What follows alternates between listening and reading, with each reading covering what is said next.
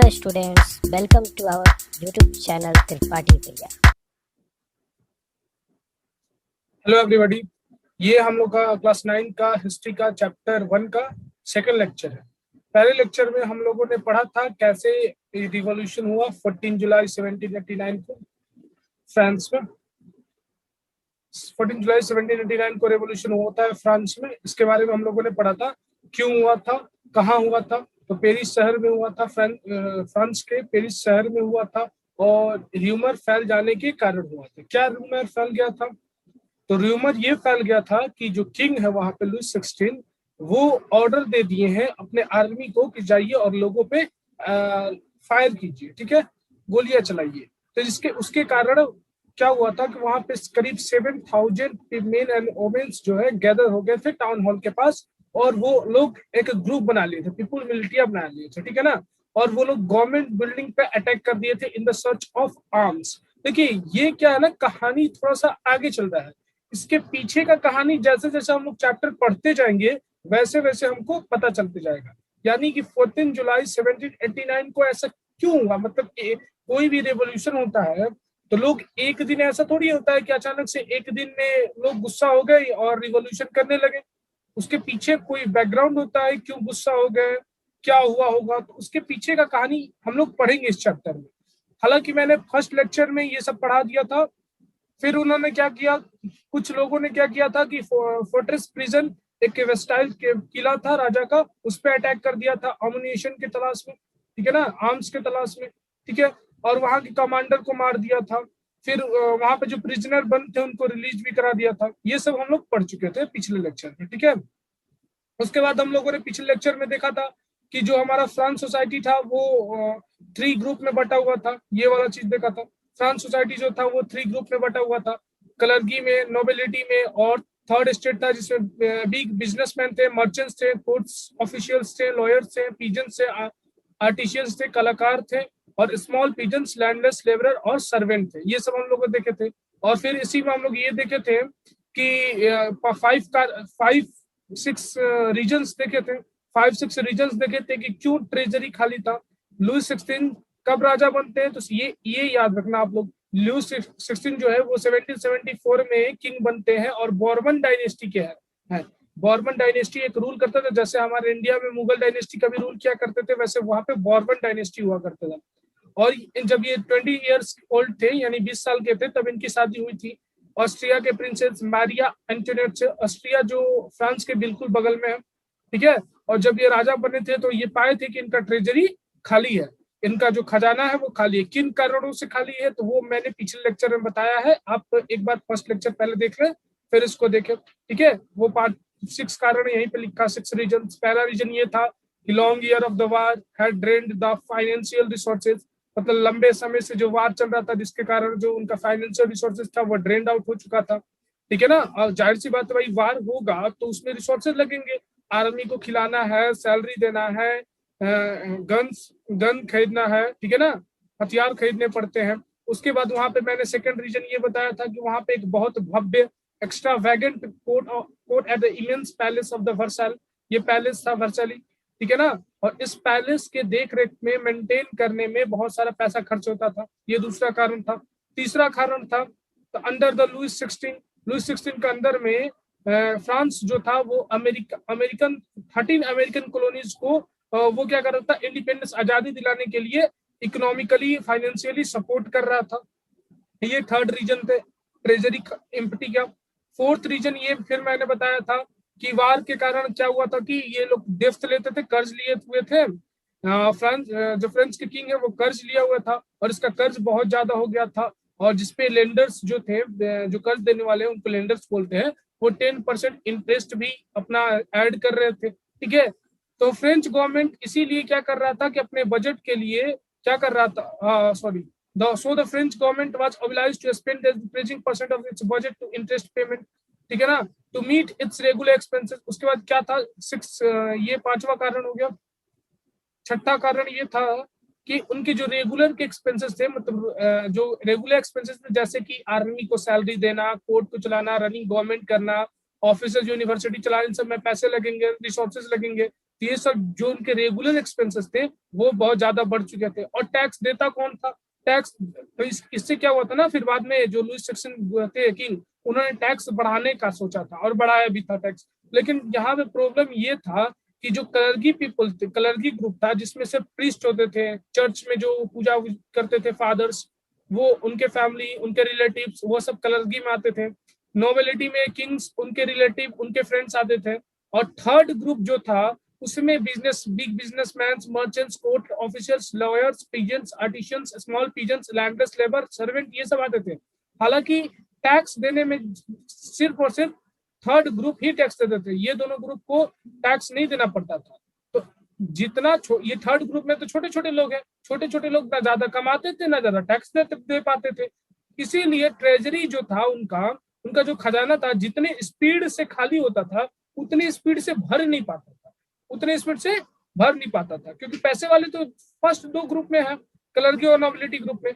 उसके बाद मैंने ओल्ड रिजाइम्स के बारे में बताया था। तो मैंने बताया था कि 1789 के पहले 1789 में रिवॉल्यूशन होता है अपना, फ्रेंच रिवॉल्यूशन। तो रिवॉल्यूशन पीछे के सिचुएशन को देख के होता है, और रिवॉल्यूशन के बाद आगे का जो सिचुएशन होता है वो रिवॉल्यूशन का कंक्लूजन होता है, ठीक है ना। रिवॉल्यूशन का क्या होता है? कंक्लूजन होता है। तो जाहिर सी बात है कि पीछे वाला सिचुएशन जैसा तो होगा नहीं, इसीलिए 1789 से पीछे वाले सिचुएशन को हम लोग ओल्ड रिजाइम्स बोलते हैं। यहाँ तक हम लोग फर्स्ट लेक्चर में देख चुके थे। अब सेकेंड लेक्चर में हम लोग देखते हैं। तो सेकेंड लेक्चर में यहां से हम लोग शुरू करते हैं। देखो, figure 2 shows how the system of the state in a French society was organized। Figure 2 यानी ये वाला फिगर जो है वो आपको ये दर्शाता है कि कैसे फ्रेंच सोसाइटी जो है वो ऑर्गेनाइज्ड है, ठीक है ना। फर्स्ट स्टेट में क्लर्जी, सेकंड स्टेट में नोबिलिटी, थर्ड स्टेट में आ जाएंगे बिग बिजनेसमैन, मर्चेंट्स, ये सब छोटे छोटे किसान, ठीक है। Peasants made up 90% of the population. France में जो किसानों का पॉपुलेशन था वो कितना था? तो 90% पॉपुलेशन का 90% जो था वो पीजेंट्स का था। However only a small number of them on the land they cultivated. उसमें बहुत कम ही किसान थे जो अपने जमीन पे खेती करते थे, ठीक है ना। किसान तो 90% थे, पीजेंट्स तो 90% थे, लेकिन बहुत कम संख्या में किसान थे जो अपने खेतों पे खेती करते थे। About 60% of the land was owned by the nobles. France का 60% जो लैंड था, जमीन था, वो किसके था? वो किसका था? तो नोबल्स का था। ये नोबल्स जो सेकेंड वाला ग्रुप है, ये सेकेंड स्टेट का जो ग्रुप है नोबल्स, जो राजा महाराजा के रिलेटिव्स थे या फिर ऑफिशियल्स हुआ करते थे, उनका ग्रुप। तो 60% फ्रांस का जो जमीन था उनका न था, और उनका था, चर्च का था, and other rich members of the third state. Third state के कुछ जो रिच मेंबर थे, जो अमीर थे, जो पढ़े लिखे थे, जैसे कि बिग बिजनेसमैन हो गए, मर्चेंट्स हो गए, ऑफिसर्स हो गए, लॉयर हो गए। तो 60% जो जमीन था फ्रांस का वो इन लोगों का था। The member of the first two estate, that is the clergy and the nobility, enjoy the certain privileges by the birth। और हाँ, एक चीज पहले मैं बता दूं यहाँ पे कि ये जो यहाँ पे एक फ्यूडल सिस्टम के बारे में मैंने लेक्चर 1 में बताया था और बोला था कि लेक्चर 2 में अच्छे से बताऊंगा। तो फ्यूडल सिस्टम देखो क्या होता था। 60% फ्रांस का जो लैंड था वो तो बड़े बड़े, यानी फर्स्ट ग्रुप और सेकंड ग्रुप के नाम पे था, और थर्ड ग्रुप में जो अमीर लोग थे उनके नाम पे था। तो अब जो पीजेंट्स थे उनके पास तो जमीन था ही नहीं, बहुत सारे पीजेंट्स थे जो लैंडलेस थे। तो ये लोग क्या करते थे कि अपने जमीन पे उनसे काम करवाते थे, ठीक है ना। बोलते थे लो मेरा जमीन, मेरा लैंड लो, मेरा खेती करो, कल्टीवेशन करो, और मुझे इसके बदले रेंट दो, ठीक है ना। तो ये होता था फ्यूडल सिस्टम। ये क्या होता था? ये होता था हमारा फ्यूडल सिस्टम, ठीक है ना। अब देखिए, तो the member of the first two state, that is clergy and the nobility, enjoy the certain privilege by the birth. जो फर्स्ट ग्रुप था यानी क्लर्जी फर्स्ट स्टेट था, जो और सेकंड स्टेट था नोबिलिटी, इन लोगों को एक जन्म सिद्ध अधिकार था, ठीक है ना। इन लोगों को कुछ जन्म सिद्ध अधिकार था। The most important of these are exemption from the paying taxes to the state. पहला जो इंपॉर्टेंट इनको प्रिविलेज था वो ये था कि इनको टैक्स नहीं देना पड़ता था, ठीक है। The nobles for the enjoyed feudal privilege. और जो अभी मैंने बताया फ्यूडल सिस्टम, ये कौन इंजॉय करता था? तो ये नोबल्स ही करते थे। This include the feudal dues which they extracted from the peasants. और ये क्या करते थे कि फ्यूडल ड्यूज लेते थे, किससे? तो पीजेंट से लेते थे। कैसे लेते थे? जैसे कि मैंने अभी बताया कि वो क्या करते थे कि अपना जमीन दे देते थे।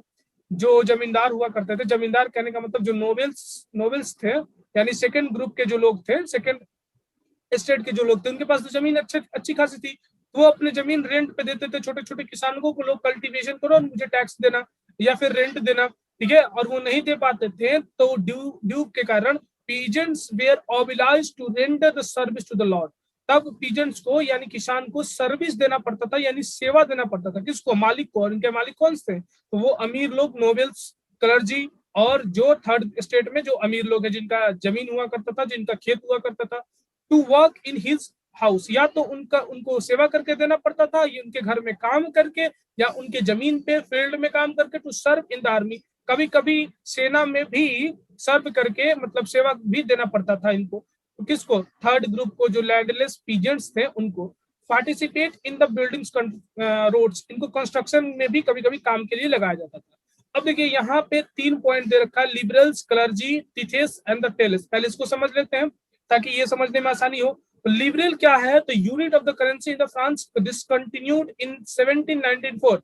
जैसे कि इंडिया में रुपये चलता है उसी तरह ये जो है लिबरल जो है वो फ्रांस की करेंसी थी, लेकिन ये फिर 1794 के बाद ये चेंज हो गई है।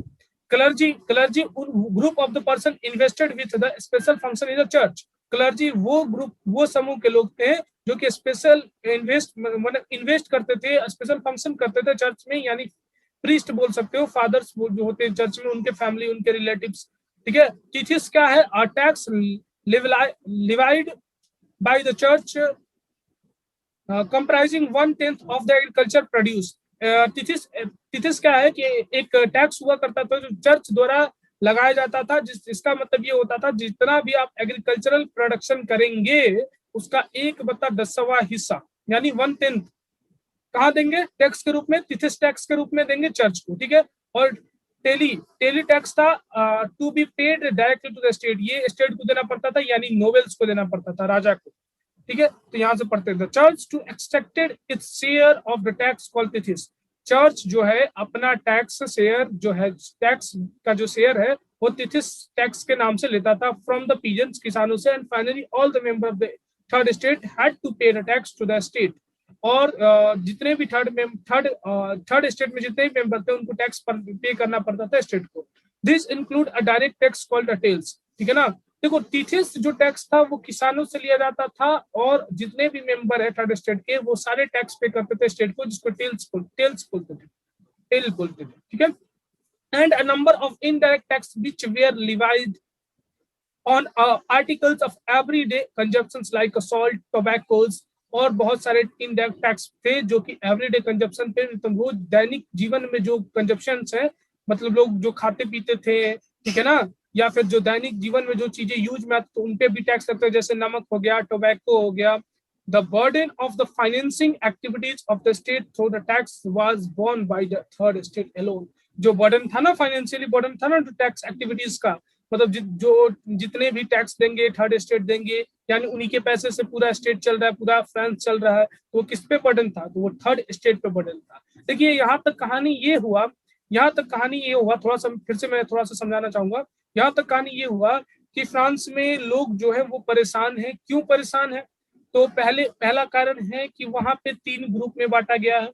पहला ग्रुप है हमारा क्लर्जी का, दूसरा ग्रुप है नोवेल्स का, और थर्ड ग्रुप जो है वो टैक्स पेयर ग्रुप है, जिसमें बिग बिजनेसमैन है, मर्चेंट्स है, लैंडलेस लेबरर है, पीजेंट्स है, लॉयर्स है, ये सब टैक्स दे रहे हैं, ठीक है, ये सब टैक्स दे रहे हैं। और क्या हो रहा था कि यहाँ पे एक तो जब लुइस 16 जब राजा बनते हैं 1774 में, तो उनका तो खजाना खाली रहता है।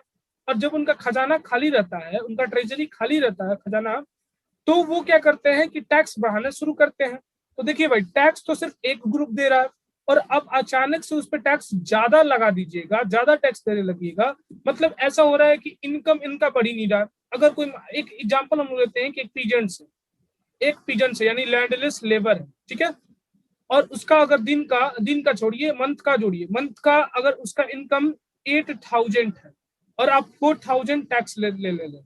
पहले टैक्स लगता था 1,000, अब आप कर दिए 4,000, यानी टैक्स तो बढ़ गया, इसका इनकम नहीं बढ़ा। तो इससे क्या होता है? इससे ये होगा कि ये परेशान होंगे, और इनका जब डेली लाइफ का कंजप्शन, एवरीडे कंजप्शन नीड्स पूरा नहीं होगा, दैनिक जीवन में जो जरूरतें हैं वो भी पूरा नहीं हो पाएगा, तो फिर ये क्या करेंगे? आंदोलन करेंगे।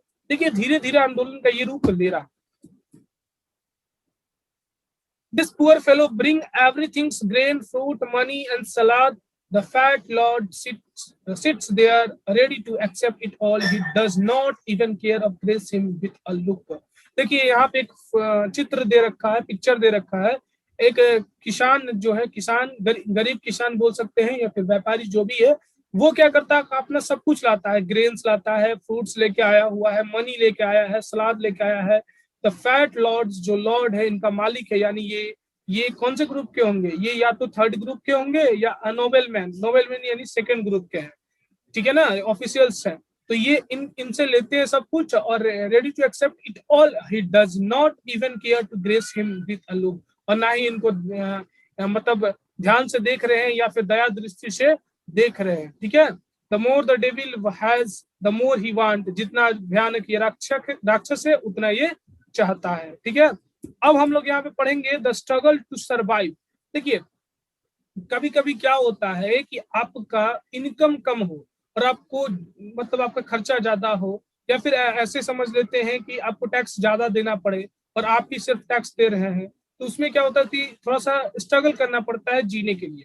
The population of France rose from about 23 million in 1715 to 28 million in 1789। अब देखिए क्या हुआ था कि पॉपुलेशन जो है फ्रांस का वो बढ़ गया था। पहले 1715 में फ्रांस का पॉपुलेशन जो था वो 23 मिलियन था, ठीक है। और 1789 में फ्रांस का जो पॉपुलेशन है वो कितना हो गया, 28 मिलियन हो गया। और याद रखिएगा 1789 में ही रिवॉल्यूशन होता है। This led to the rapid increase in the demand for the food grains. और इससे क्या हुआ था, जब पॉपुलेशन बढ़ेगा तो लोग खाना भी ज्यादा खाएंगे, ज्यादा लोग होंगे तो ज्यादा खाना खाएंगे। इससे क्या हुआ था कि फूड ग्रेन का डिमांड बढ़ गया था। Production of grain could not keep pace with the demand. देखिए क्या हो रहा है कि अगर आप मार्केट में कोई सामान या फिर कोई ग्रेन्स ही ले लेते हम लोग, या वेजिटेबल्स कुछ भी जो कम है और उसका डिमांड बढ़ गया, तो डिमांड बढ़ गया तो क्या करेंगे। जैसे अभी हम मान लेते हैं कि दो बोरी ग्रेन रखा हुआ है, अनाज का बोरी रखा हुआ है, ठीक है, और यहाँ पे 10 लोग हैं खरीदने वाले। तो अभी क्या हो गया, डिमांड बढ़ गया। अब ये बोलेगा कि हम दे देंगे 10 रुपया, ये बोलेगा कि हम दे देंगे 20 रुपया। तो ऑटोमेटिक क्या होता है कि जब सामान कम हो और डिमांड ज्यादा हो, प्रोडक्शन कम हो और डिमांड ज्यादा हो, तो उसका भाव, उसका वैल्यू बढ़ जाता है, ठीक है। तो वही क्या हुआ कि जब पॉपुलेशन यहाँ बढ़ गया तो यहाँ पे फूड ग्रेन का डिमांड बढ़ा, तो production of the grain could not keep pace with the demand. तो इसके कारण जो प्रोडक्शन था ग्रेन का वो नहीं फेस कर पाता था इनके डिमांड को। So the price of bread which was staple diet of the majority rose rapidly. तो वहां पे जो ब्रेड का प्राइस था वो बढ़ गया, क्योंकि जो कि स्टेपल डाइट है। स्टेपल डाइट मतलब जो छोटा सा भी किसान था ना, वो भी ब्रेड, उसको भी ब्रेड चाहिए था, ठीक है ना। यानी मेजोरिटी पॉपुलेशन जो था उसके लिए स्टेपल डाइट था, मतलब सबको कम से कम ब्रेड तो चाहिए ना। मोस्ट वर्कर, अब किसी से रोटी भी छीन लेंगे तो फिर वो क्या खा पाएगा। Most worker were employed as a labourer in the workshop whose owner fix their wages. बहुत सारे जो वर्कर थे वो कहाँ एम्प्लॉय थे, कहाँ जॉब करते थे, तो लेबर की तरह लेबर का काम करते थे वर्कशॉप पे, जहां पे उसका ऑनर मालिक जो था उनको फिक्स्ड वेजेस देता था। वही मैंने बताया अभी कि उनको सैलरी तो उतना ही मिल रहा है, बट टैक्स उनका क्या हो रहा है, बढ़ते जा रहा है। But the wages did not keep pace with the rise in the prices. लेकिन उनका जो सैलरी था वो फेस नहीं कर पाता था कि प्राइस जैसे बढ़ रहा। फेस नहीं करने का मतलब, अगर उनका वेतन है 8,000, 8,000 अगर उनका वेतन है और उनको सिर्फ 4,000 में 4,000 उनको टैक्सी दे देते हैं, तो 4,000 में वो क्या खा पाएंगे, ठीक है। तो वो अपने डिमांड को पूरा नहीं कर पाते थे, क्योंकि उनका वेतन तो थोड़ी बढ़ रहा है, उनका वेजेस थोड़ी बढ़ रहा है, लेकिन डिमांड बढ़ रहा है, प्राइस मतलब ब्रेड का प्राइस बढ़ रहा है। So the gap between the poor and the rich widens. और इससे क्या होता है कि अमीर और गरीब में फर्क ज्यादा बढ़ते जाता है, गैप बढ़ते जाता है। अमीर तो फिर भी जी लेंगे क्योंकि उनके पास इनकम ज्यादा है। Things became worse whenever drought और हेल रिड्यूस द हार्वेस्ट। और चीजें तब बद से बदतर हो गई जब वहां पे सुखाड़ आ गया। सुखाड़ आ गया जिसके कारण क्या हुआ कि फसल जो है बर्बाद हो गया। This led to a subsistence crisis, some things that occurred frequently in the France during the old regimes। ये सब ओल्ड रिजाइम्स की बात हो रही है। ओल्ड रिजाइम्स मतलब 1789 से पहले, देखो ये कहानी जो है वो अभी हम लोग फ्लैश बैक में पढ़ रहे हैं। कहाँ पढ़ रहे हैं? फ्लैश बैक में। हमने चैप्टर का शुरुआत किया था कि 14 जुलाई 1789 को रिवॉल्यूशन होता है, लेकिन क्यों होता है, कैसे होता है, ठीक है ना, रिवॉल्यूशन का जो बैकग्राउंड है वो कैसे होता है, तो वो हम लोग पढ़ रहे हैं अभी कहानी फ्लैश बैक में, ठीक है। तो तो वही हमें बता रहा है कि this led to the subsistence crisis, और यहाँ पे क्या आ जाता है, सबसिस्टेंस क्राइसिस आ जाता है, ठीक है। तो देखिए सबसिस्टेंस क्राइसिस का क्या मतलब होता है, an extreme situations where the basic means of the livelihood and are endangered, ठीक है ना, anonymous, one whose name remain unknown, ठीक है। देखियो ये दूसरा चीज है। देखिए सबसिस्टेंस क्राइसिस क्या होता है कि ऐसा एक्सट्रीम सिचुएशन जहां पे आप बेसिक जो चीज है, बेसिक जो नीड है वो भी पूरा नहीं कर पाते हैं, वो भी इंडेंजर्ड में आपका है, ठीक है ना। जैसे आप बेसिक चीजें क्या होता है, किसी भी गरीब के लिए सबसे बेसिक चीजें रोटी कपड़ा मकान, अगर वो भी कर नहीं पाए तो वो सबसिस्टेंस क्राइसिस में आ जाएगा। तो आई थिंक आप लोग को समझ में आ गया होगा कि सबसिस्टेंस क्राइसिस क्या होता है। वो एक्सट्रीम कंडीशन जब आप अपना बेसिक चीज भी, मूलभूत जो आवश्यकता है वो भी आप पूरा नहीं कर पा रहे हैं, ठीक है ना। That crisis is known as subsistence crisis. अब देखिए how a subsistence crisis happens, यहाँ पे एक आपको दिया गया है, इसको आप लोग होमवर्क में कीजिएगा, ठीक है।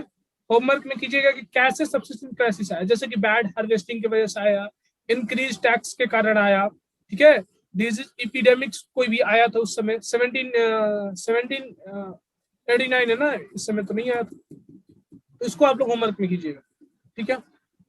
अब यहाँ पे हम लोग देखते हैं कि फिल इन द ब्लैंक्स वही वाला है, फिगर 4 में the courses of the subsistence crisis, the food riots, अच्छा यही सब वहां पे भरना है, ठीक है ना, कि भोजन के लिए क्या होते हैं, दंगे हो जाते हैं, स्कार्सिटी, ग्रेन का कमी हो जाता है, अनाज का कमी हो जाता है, increase the number of death, वहां पे जो मृत्यु दर है वो ज्यादा हो जाता है, राइजिंग फूड प्राइसेस, भोजन का दाम बढ़ जाता है, वीकर बॉडीज मतलब वो वैसे ग्रुप जो कि कुछ कर नहीं पा रहे हैं, ठीक है, ना वो कमा पा रहे हैं ना कुछ कर पा रहे हैं, और growing middle class envisages as in to the privileges. देखिए अभी तक हम लोगों ने क्या पढ़ा, अभी तक हम लोगों ने पढ़ा कि 14 जुलाई 1789 को तो रिवॉल्यूशन होता है, लेकिन उसके पीछे का कारण पढ़ रहे थे कि कैसे कैसे रिवॉल्यूशन होता है। तो थोड़ा सा फिर से रिकैप कर देता हूँ कि राजा जो है किंग 16 जो लुइस 16 जो किंग है, वो जब अपने थ्रोन पे बैठते हैं, गद्दी पे बैठते हैं, तो वो पाते हैं कि उनका ट्रेजरी खाली है। किन कारणों से खाली है वो मैंने बता दिया, 5-6 कारण बताए। तो उन रीजन से खाली है, तो ये क्या करते हैं कि टैक्स बढ़ा देते हैं। और यहाँ पे प्रॉब्लम ये था कि टैक्स सिर्फ और सिर्फ थर्ड स्टेट के लोग देते थे, और थर्ड स्टेट के लोग जो है वो काफी गरीब लोग होते थे, और वो टैक्स कितना टैक्स देंगे, कम टैक्स दे पाएंगे।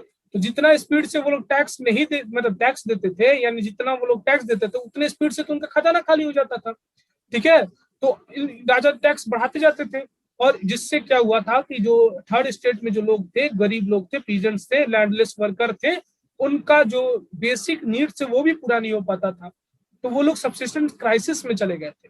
अब आते हैं हम लोग कि जो मिडिल क्लास है, जैसे कि थर्ड स्टेट में एक मिडिल क्लास है। देखिए थर्ड स्टेट में मिडिल क्लास कहने का मतलब जैसे कि ये big businessman, merchants, court officials, lawyers, ये लोग जो है, ठीक है, ये लोग अब धीरे धीरे आगे बढ़ेंगे, और यही लोग रिवॉल्यूशन का नेतृत्व करेंगे। देखिएगा a growing middle class investors as into privileges, यहाँ पे लिखा है कि जो मिडिल क्लास है जो ग्रो कर जाता है वो क्या करता है, फिर विरोध करता है कि आपका जो प्रिविलेज है, यानी फर्स्ट और सेकंड स्टेट में जो बर्थ बेसिस प्रिविलेजेस दिया है, जन्म सिद्ध अधिकार दिया गया है, उनको खत्म करने के लिए ये लोग विरोध करेंगे। इन द पास्ट जैसा कि हम लोग भूत में देखें, peasants and the workers had participated in the revolts against the increasing tax and the food scarcity। जैसा कि हम लोगों ने देखा था कि जो किसान है, जो वर्कर है, वही लोग पार्टिसिपेट किए थे रिवोल्ट में against the increasing tax and the food scarcity, यानी टैक्स बढ़ने के खिलाफ और भोजन के स्कार्सिटी के खिलाफ। But they lacked the means and programs to carry out the full-scale measures that would bring about a change in the social and economic order, but lacked the means and the program to carry out the full-scale measure that would bring about the change in a social and economic order. This was left to those groups within the third state who had become the prosperous and had access to education education and the new ideas. देखिए यहाँ पे लिखा है कि इन लोगों में थोड़ा सा प्रोग्राम बनाने का, जैसे कि एक होता है ना कि जब भी आप रिवॉल्यूशन कीजिएगा तो उसके पीछे मतलब एक नेतृत्व होना चाहिए था, वो लोग जो है इन लोग में कमी था, ठीक है ना। But they lack the means and the programs to carry out the full scale measures that would bring about the change in a social and economic order। मतलब इनके जो रिवोल्ट हुआ था अगेंस्ट इंक्रीजिंग टैक्स और food scarcity, इसमें कुछ कमी था जिसके कारण सोशल और इकोनॉमिक ऑर्डर में कुछ चेंज नहीं आया। This was left to those group within the third state who had become prosperous and had access to the educations and the new ideas। तो लेकिन जो मिडिल क्लास में, जो थर्ड स्टेट में जो प्रोस्परस लोग थे, प्रोस्परस लोग कहने का जिसके पास तब पैसे की कमी नहीं थी, जिसके पास प्राप्त धन था, वो लोग क्या किए कि वो लोग थोड़ा सा पढ़ लिख गए। जैसे कि देखिए हम आपको बताते हैं, यहाँ पे ये जो थर्ड ग्रुप में, थर्ड स्टेट में ये जो पढ़े लिखे लोग हैं, जैसे बिग बिजनेसमैन है, मर्चेंट्स है, कोर्ट ऑफिशियल्स, लॉयर्स, इन लोगों के पास पैसा आया, फिर इन्होंने एजुकेशन लिया, ठीक है। तो इनको पता चला कि भाई हम ऐसे नहीं जी सकते हैं कि किसी को हम लोग टैक्स दें और वो लोग नहीं दे। देखिए क्या होता है ना कि जब आप तभी तक किसी को उल्लू बना सकते हैं, तभी तक आप किसी का शोषण कर सकते हैं, जब तक वो आदमी पढ़ा लिखा ना हो, वो ग्रुप पढ़ा लिखा नहीं हो। शोषण खत्म करने का सबसे अच्छा तरीका है एजुकेशन, ठीक है। एजुकेशन दीजिए किसी भी ग्रुप को, वो वहां पे शोषण खत्म हो जाएगा। तो थर्ड स्टेट में जो प्रोस्परस लोग थे, वो जो पैसे जिनके पास आने लगे, वो पढ़े लिख गए, अब वो लोग धीरे धीरे विरोध करेंगे। The 18th century witnessed the emergence of the social group termed the middle class, who earn their wealth through expanding overseas trade and from manufacture of the goods such as the woolen and the silk textiles that were either exported or the brought by the richer member of the society।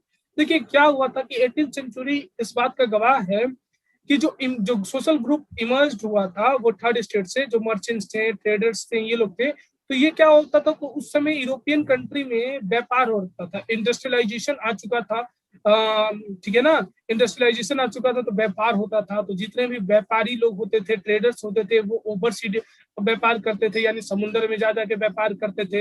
हाँ, सामान manufacture करते थे, यहाँ से वहां ले जाते थे, उलेन, सिल्क, ठीक है। तो इनके पास कुछ पैसा आ गया था। ऐसे करने से क्या होगा था, इनके पास कुछ पैसा आ गया था और ये थोड़ा से अमीर हो गए थे, रिच हो गए थे, richer member of the society.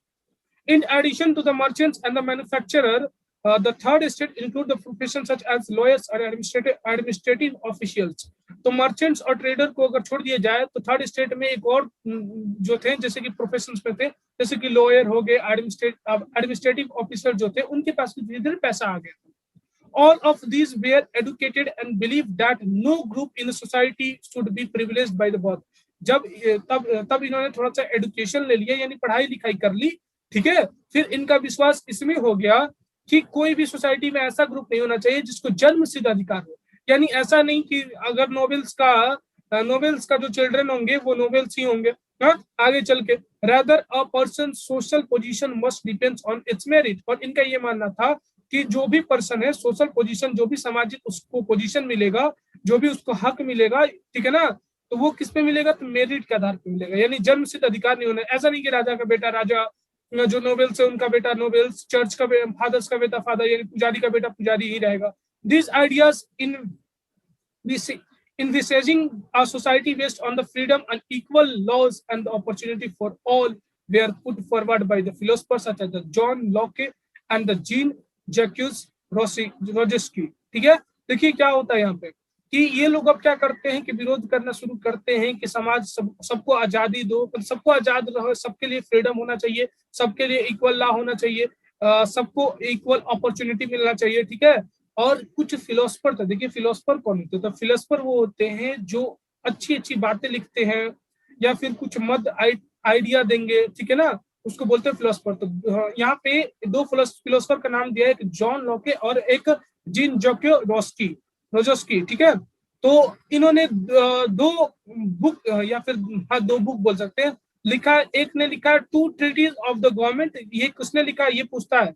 John Locke ने लिखा है two treatises of the government Locke sought to refute the doctrine of the divine and the absolute right, ठीक है ना, ऑफ द मोनार्क। देखिए जॉन लॉकी जो है वो two treatises of the government में ये लिखते हैं कि आप लोग रिफ्यूट एक ही है, आप लोग रिफ्यूज कीजिए, मतलब आप लोग विरोध कीजिए एक तरह से डॉक्ट्रिन ऑफ डिवाइन। मतलब ऐसा नहीं होगा ना कि जो जैसे कोई किंग है उसका जो बच्चा चिल्ड्रन होगा वही किंग बनेगा, ऐसा नहीं होना चाहिए।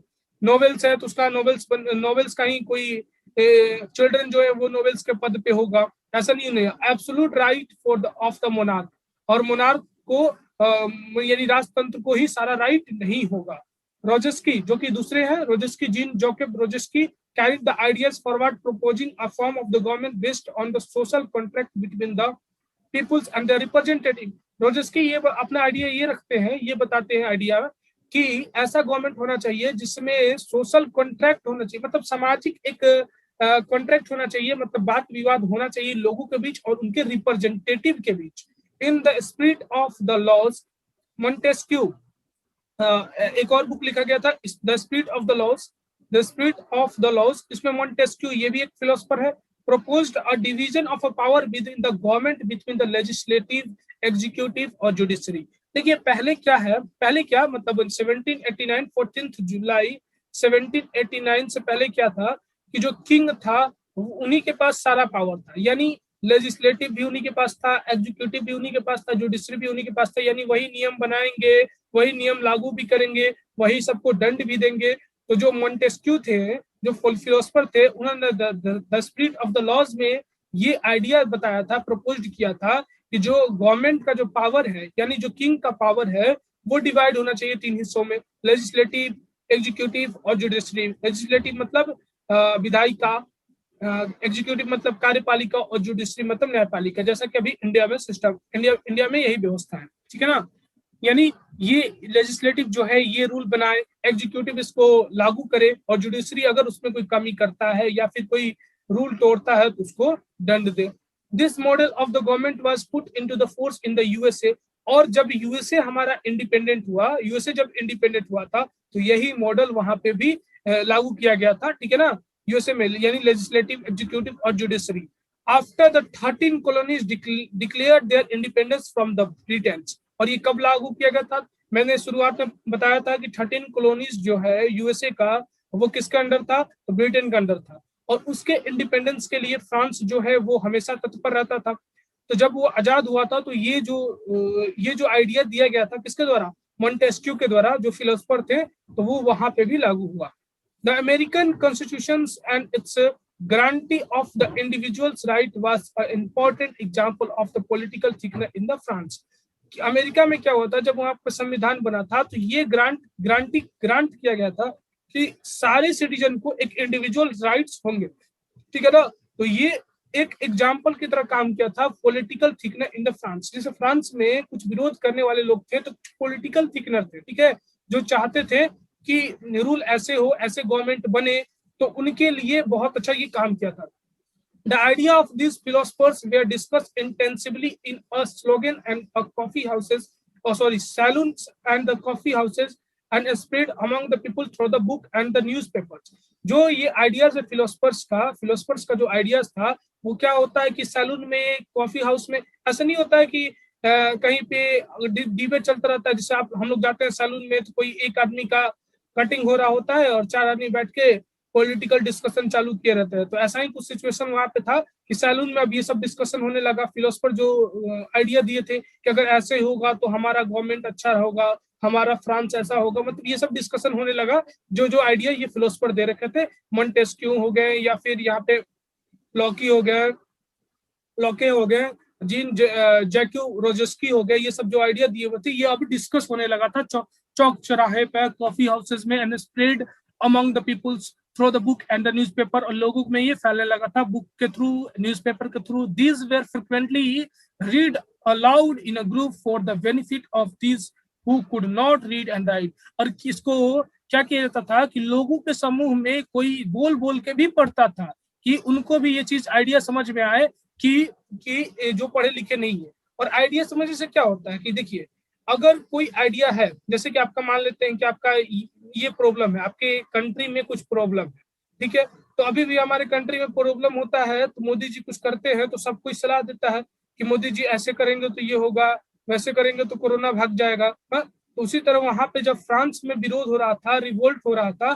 तो ये सब जो फिलोसफर्स के आइडियाज थे ये सब डिस्कस होने लगे। तो सब लोगों को लगने लगा कि अगर ऐसा ऐसा कर दिया जाए तो फ्रांस जो है वो प्रोस्परस हो जाएगा, वहां पे टैक्स कम हो जाएगा, ठीक है ना। तो कौन कौन सा सिस्टम, लोगों को ये लगने लगा कि लेजिस्लेटिव, एग्जीक्यूटिव और जुडिशरी यानी किंग का पावर जो है वो डिवाइड कर दिया जाएगा 3 हिस्सों में, लेजिस्लेटिव, एग्जीक्यूटिव और जुडिशरी में, तो हमारा फ्रांस प्रोस्परस हो जाएगा। The news that Louis XVI planned to impose the further taxes to be able to meet the expenses of the state generated angers and the protest against the system of the privileges.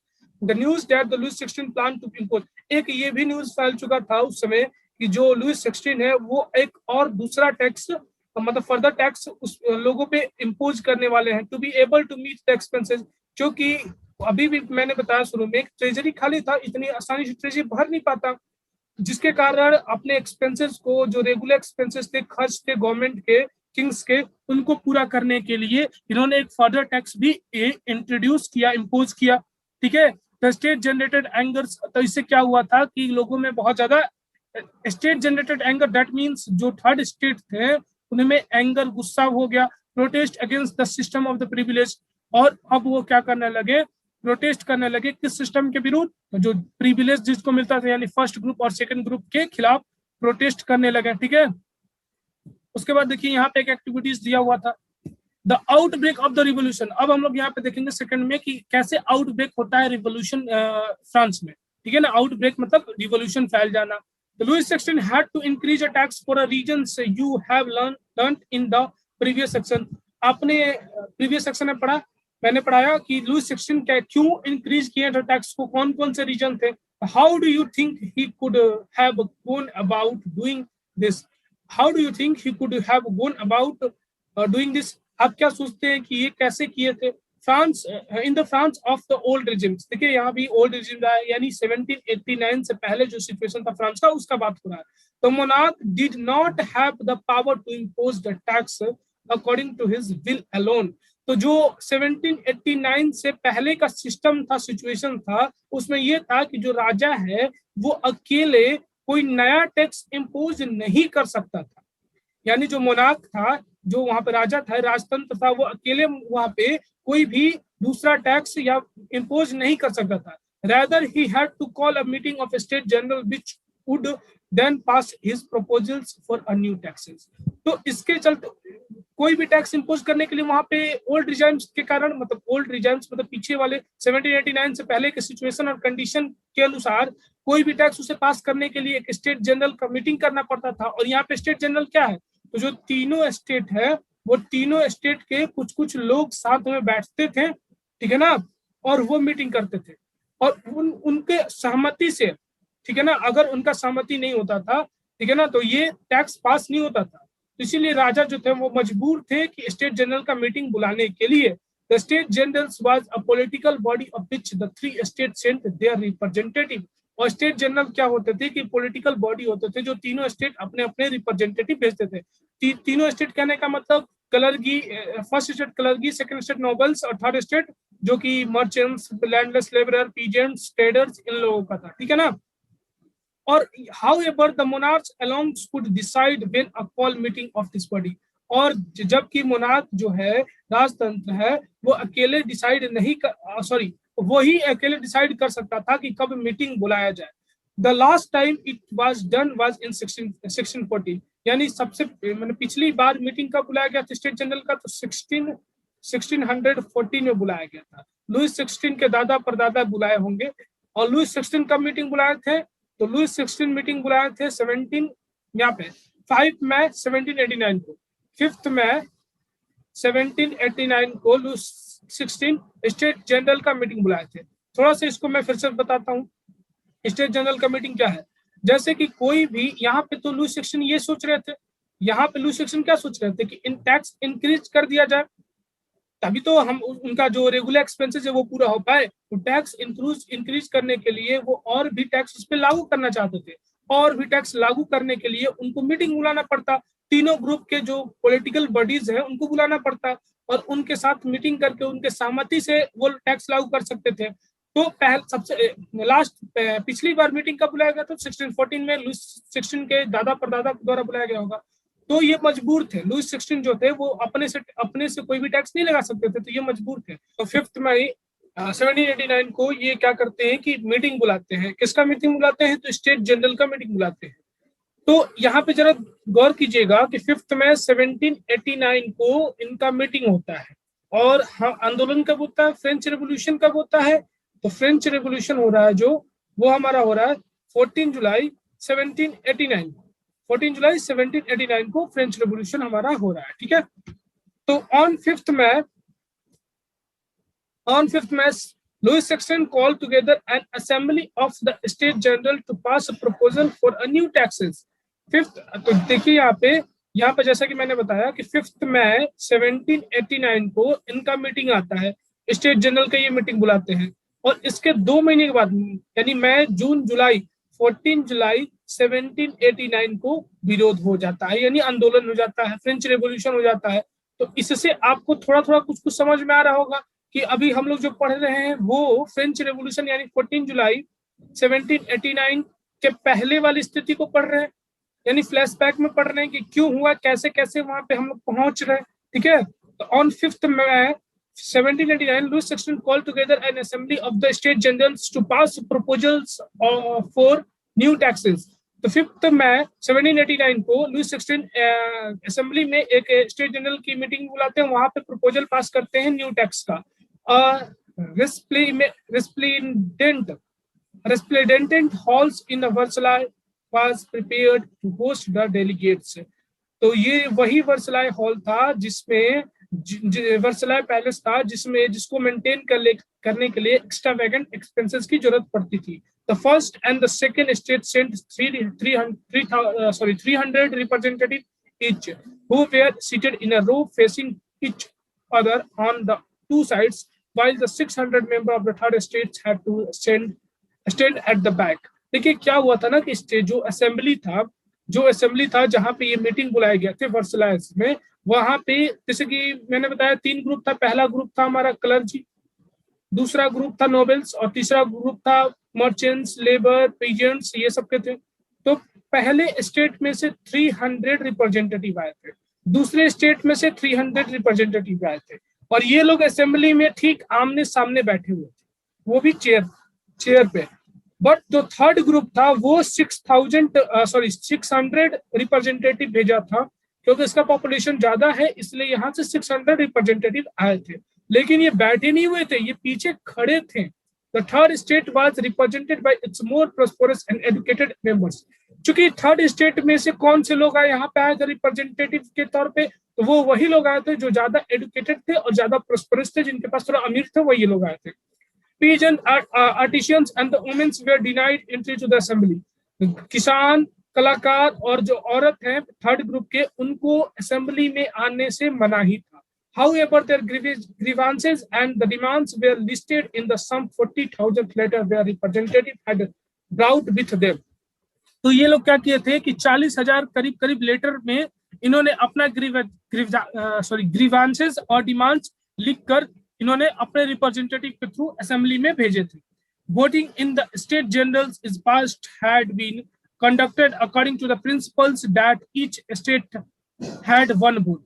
देखिए voting शुरू होता है state general में। State general का जो voting शुरू हुआ था तो उसका एक प्रिंसिपल सिद्धांत था। वो सिद्धांत ये था कि जैसे अगर 300 रिप्रेजेंटेटिव है फर्स्ट स्टेट में, तो फर्स्ट स्टेट का वोटिंग एक वोट काउंट किया जाएगा, सेकेंड स्टेट का एक वोट काउंट किया जाएगा, यानी सेकेंड स्टेट नोबल्स का थर्ड स्टेट का भी एक वोट काउंट किया जाएगा।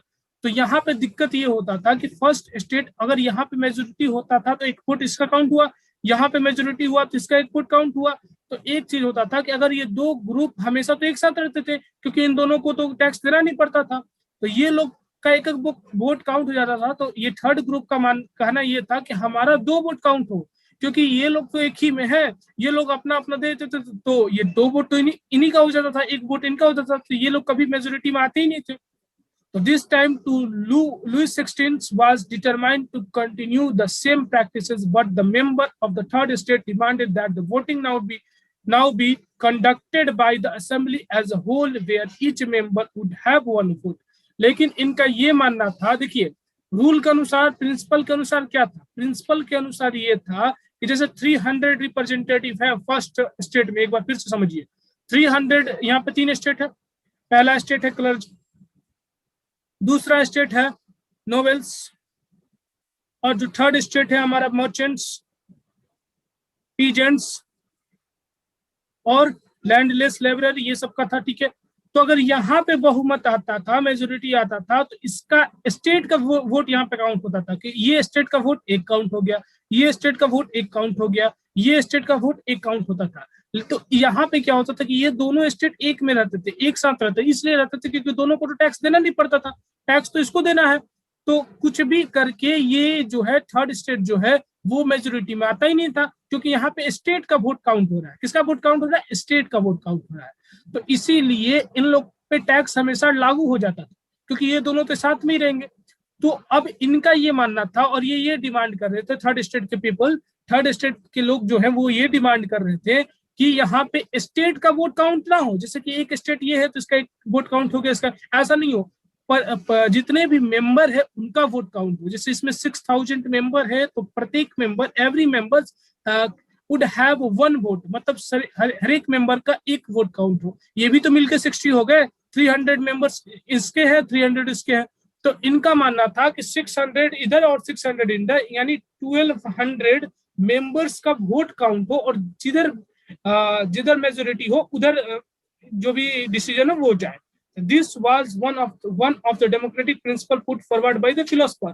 और यही जो प्रिंसिपल है, सिद्धांत है, ये आइडिया किसके द्वारा बताया गया था? तो फिलोसोफर रोजेस्की के द्वारा बताया गया था, जिसने एक बुक लिखी थी जिसका नाम है सोशल कॉन्ट्रैक्ट, ठीक है। ये याद रखिएगा, लॉकी ने जॉन लॉकी ने कौन सी बुक लिखी थी, और जीन रोजेस्की ने कौन सी बुक लिखी थी? यहाँ पे देखिए, जॉन लॉकी ने बुक लिखी थी टू ट्रीटीज, कहा गया,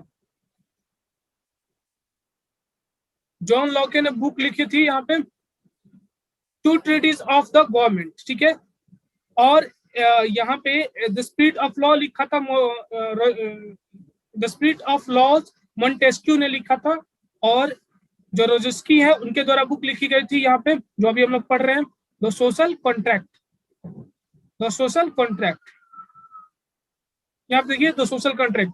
when the king rejected this proposal, the member of the third state walk out of the assembly in the protest. तो जब जो किंग है उन्होंने ये बोला कि एवरी मेंबर के लिए कोई वोट नहीं होगा, स्टेट का वोट काउंट किया जाएगा, तो जो थर्ड ग्रुप के जो स्टेट जनरल्स थे उन्होंने क्या किया कि रिजेक्ट कर दिया। जब उनका प्रपोजल रिजेक्ट हो गया तो इन्होंने असेंबली का बहिष्कार कर दिया, प्रोटेस्ट कर दिया, और ये लोग असेंबली से बाहर चले आए। The representative of the third states viewed themselves as a spokesperson of a whole French nations। और रिप्रेजेंटेटिव जो थर्ड स्टेट के थे वो अपने आप को एक स्पोक पर्सन की तरह देखते थे पूरे नेशन, फ्रांस नेशन का, ठीक है, फ्रांस राष्ट्र का। ऑन 20 जून, देखिए ये कब मीटिंग बुलाया गया था? 5 मई को। मई के बाद आता है जून 1789 को, और जुलाई में तो रिवोल्ट ही हो जाता है 1789 को। और 20 June the assembly in the hall of an indoor tennis court in the ground of the Versailles. तो ये 20 जून को जितने भी थर्ड स्टेट के मेंबर हैं वो वर्साइलीज पैलेस में इंडोर टेनिस कोर्ट के ग्राउंड में इकट्ठे हो जाते हैं। टेनिस खेलने के लिए इकट्ठे नहीं होते हैं, ये अपने आगे का जो आंदोलन होगा, जो इन लोग का मीटिंग होगा, उसको करने के लिए ये लोग इकट्ठे हुए हैं। They declare themselves as a national assembly. ये अपने आप को, अब ये स्टेट जनरल से अपने आप को नेशनल असेंबली डिक्लेयर कर रहे हैं। And sure not to disperse till they had drafted a constitution for the France that would limited the power of the monarch। और इन्होंने कसम खाया ये तब तक यहाँ से नहीं जाएंगे जब तक ये अपने लिए कॉन्स्टिट्यूशन न बना दे, संविधान न बना दे, और जो कि जिसमें मोनार्क का यानी राजा का पावर लिमिट रहेगा। They were led by the Mirabeau and the Abbasias, ठीक है। और इसको लीड कौन कर रहा था, इसका नेतृत्व कौन कर रहा था? तो मीराब्यू कर रहे थे और अबेसियाज कर रहे थे। Mirabeau was born as a noble family. देखिए मीराब्यू जो है वो सेकंड ग्रुप से आते हैं, यानी सेकंड स्टेट से आते हैं। मीराब्यू कहां से आते हैं? नोबल फैमिली से, यानी सेकंड स्टेट से आते हैं, यानी ये नोबल्स है। फिर भी ये किसका सपोर्ट कर रहे हैं? थर्ड स्टेट का सपोर्ट कर रहे हैं, थर्ड स्टेट का सपोर्ट कर रहे हैं, यानी छोटे जो तीसरा ग्रुप है उनको सपोर्ट कर रहे हैं, क्योंकि इनको भी लग रहा है कि उन लोगों के साथ न्याय हो रहा है, क्योंकि टैक्स तो सबको देना चाहिए, और जन्मसिद्ध अधिकार किसी का हो ये तो गलत बात है। Abbasid जो है, but was convinced of the need to do away with the society of feudal privileges। इनका ये मानना था मीराबियो का कि जो फ्यूडल प्रिविलेजेस जो मिला है, यानी जो फ्यूडल प्रिविलेजेस जो मिला है, जो अधिकार मिला है फ्यूडल करने का, यानी अपने जमीन पे रेंट पे देके खेती कराने का जो अधिकार इन लोग को है, यानी फर्स्ट और सेकंड स्टेट को, वो खत्म है, ये मानना था मीराबियो का, ठीक है। और इसीलिए ये थर्ड स्टेट को यहाँ पे सपोर्ट कर रहे थे और इनके मीटिंग में ये इनका नेतृत्व कर रहे थे। He brought out a journal and the delivered powerful speech to the crowd assembly at the Versailles। और फिर इन्होंने क्या किया था कि जर्नल को भी बुलाया, प्रेस को भी बुलाया था, और इन्होंने मीराबियो ने क्या किया, एक पावरफुल बहुत शक्तिशाली स्पीच दिया था क्राउड असेंबली के क्राउडे भीड़ में। और अबेसियाज जो थे ये फर्स्ट ग्रुप से आते थे, फर्स्ट स्टेट से आते थे, ठीक है ना अबेसियाज। और ये कलरगी थे, यानी ये प्रिस्ट के फैमिली से आते थे, प्रिस्ट के ग्रुप से आते थे, ठीक है। अबेसियाज ओरिजिनली ए प्रीस्ट, देखिए लिखा है अबेसियाज क्या थे, एक प्रीस्ट थे यानी फादर थे। Wrote an influential pamphlet called what is the third state. और अबेसियाज ने एक पैम्फलेट के थ्रू विरोध किया था और मतलब इन्फ्लुएंस किया था, लोगों को प्रभावित किया था, और इन्होंने एक पैम्फलेट बनाया था जिसपे ये लिखा था कि थर्ड स्टेट के लोग कौन है, sorry what is the third state. Third state का क्या मतलब, थर्ड स्टेट क्या है, ठीक है। तो आज हम लोग यहीं तक देखेंगे, आगे हम लोग नेक्स्ट लेक्चर में देखेंगे, ठीक है ना। तो इस नेक्स्ट लेक्चर भी बहुत जल्दी आएगा। थोड़ा सा हम लोग यहाँ पे देख लेते हैं, देखिए 1774 में डेट देख लेते हैं, इंपॉर्टेंस डेट देख लेते हैं। 1774 में क्या होता है कि वहां पे राजा बनते हैं लुइस 16। देखिए यहाँ पे 1774 में यहाँ पे लुइस 16 जो है वो किंग बनते हैं, ठीक है। Become a kings of the France faces the empty treasury and the growing the discontent within a society of the old regimes. तो जो पुरानी व्यवस्था थी 1789 से पहले की व्यवस्था को ओल्ड रिजाइम्स कहा गया, तो वो ये पाते हैं जब वो राजा बनते हैं कि उनका जो ट्रेजरी है वो खाली है। 1789 में convocations of the state general third state form national assembly, ये 1789 में 5 मई 1789 को ये स्टेट जनरल की मीटिंग बुलाते हैं, जहां पे थर्ड स्टेट जो है, अभी मैंने बताया थर्ड स्टेट के लोग ये चाहते हैं कि प्रत्येक मेंबर का एक वोट गिना जाए। लेकिन राजा पुरानी प्रथा के अनुसार, पुरानी कंडीशन के अनुसार, पुरानी सिचुएशन के अनुसार वो क्या गिनते हैं कि हर एक स्टेट के वोट को गिनते हैं, मतलब एक स्टेट के वोट को एक गिनते हैं, ठीक है ना। लेकिन इनका ये मानना था कि प्रत्येक मेंबर्स के वोट को 1 वोट काउंट किया जाए। तो ये लोग फिर विरोध कर देते हैं, राजा इनका बात नहीं मानता है, तो ये अपने आप को नेशनल असेंबली घोषित करते हैं। The Bastille is the storm. और फिर ये लोग क्या करते हैं कि ये आगे हम लोग पढ़ेंगे कि वेस्टाइल पे ये लोग कैसे धावा बोल देते हैं, फिर पीजेंट्स का रिवोल्ट हो जाता है, किसानों का। फिर 1791 में, ये अभी हम लोग नहीं पढ़े हैं, ये हम लोग पढ़ेंगे, फिर ये सब डेट्स को हम लोग देखेंगे। तो नेक्स्ट के लेक्चर में इसके बाद से हम लोग पढ़ेंगे, ठीक है। अभी हम लोग यहीं तक पढ़ेंगे इस लेक्चर में, ठीक है।